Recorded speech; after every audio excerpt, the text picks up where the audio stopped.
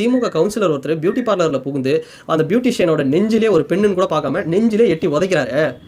அந்த அந்த அந்த ஒரு விஷயம் ஏன் நம்ம யாருமே பெருசாக பேசலை? ஸோ அது தப்புனா இதுவும் தப்பு அப்படின்னு வந்து நம்ம எடுத்துக்கலாமா?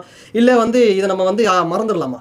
இப்போ மரிய வில்சன் அப்படிங்கிறவர் ஒரு சாதாரண அதாவது ஏதோ ஒரு ரவுடி அப்படின்னா கூட நீங்கள் அது பண்ணலாம். அவர் ரவுடியே கிடையாது. ஏதோ ஒரு சம்பவத்தில் ஒரு கோவத்தில் ஒரு விஷயம் பண்ணார். அதுக்கு அவர் மன்னிப்பும் கேட்டிருக்கிறாரு. இப்போ ரீசெண்டாக நான் எப்போயோ ஒரு கோவத்தில் ஆத்திரத்தில் பேசின விஷயத்தை எடுத்து போட்டுக்கிட்டு அதை வச்சு ஒரு ஃபால்ஸான ஒரு விஷயத்தை ஸ்ப்ரெட் பண்ணிட்டு இருக்காங்க.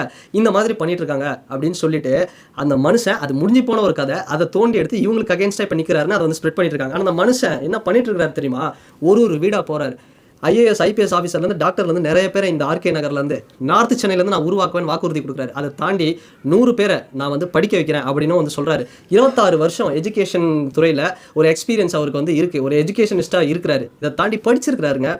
Doctor Mariya Wilson B Tech MBA முடிச்சிருக்கிறாரு. ஸோ அந்த அளவுக்கு வந்து ஒரு கல்வி நல்ல ஒரு இந்திக்காரங்க வந்தால் ஹிந்தியில் பிரச்சாரம் பண்ணுறாரு, இங்கிலீஷில் பேசி பிரச்சாரம் பண்ணுறாரு. போகிற இடத்துலலாம் அவருக்கு அவ்வளோ ஒரு சப்போர்ட் இருக்குது. படித்தவங்க எல்லாருமே சாதாரண சாமானிய மக்கள் எங்க இந்த குறுக்குப்பேட்டையில் வந்து கேட் இல்லைங்க, ரொம்ப வருஷமாக நாங்கள் அந்த கேட்டில் ஒரு சப்வே இல்லை, ஒரு பாலம் இல்லை, நாங்கள் கஷ்டப்பட்டு இருக்கோம். குறுக்குப்பேட்டை கேட்டில் ஒரு ட்ரெயின் வந்தால் 7 ட்ரெயின் போகுது, எங்களுக்கு வந்து அது ஒரு அரை மணி நேரம் ஆகுது ரிலீஸ் ஆக. இப்படிலாம் வந்து கோரிக்கைகளை வைக்கிறாங்க.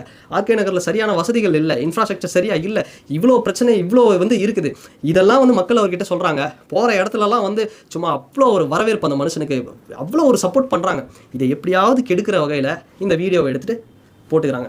சரி ஓகேப்பா, நான் ஒன்று கேட்குறேன்ப்பா ஃபைனலாக, அதுக்கு மட்டும் பதில் சொல்லுங்கள். இந்தியாவில் இன்னைக்கு டேட்டில் லோவஸ்ட் க்ரைம் ரேட் இருக்கக்கூடிய கட்சி எது தெரியுமா? ஒரு 4 கட்சி நீங்கள் சொன்னீங்கன்னா அந்த 4ல் டிஎம்கே வராது, அந்த 4ல் வந்து பிஜேபி வராது, அந்த 4க்குள்ளே டாப்பில் யார் இருப்பா தெரியுமா?